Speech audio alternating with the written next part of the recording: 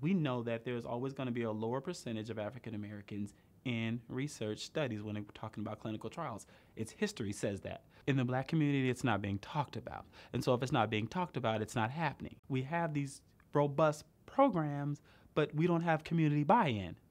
And so what we try to do is get it out there and so people can start talking about it and start asking more questions. And the more clarity they have around it, the more they want to get involved. And I love being the bridge, bridging that gap. How do we take these government programs and put them in the community and make them work and successful, or prove that they don't work?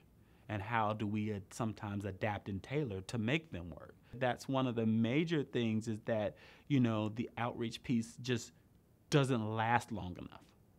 We need to keep this outreach going so that when the next one come up, they're ready for it. It's like when the study stops, everything stops. The outreach isn't happening, so we're not staying engaged. We're not keeping them abreast of what's going on, and we're not, talking about what's coming down the pipeline until it gets here, opposed to we want to keep you all engaged. This is what's coming up next.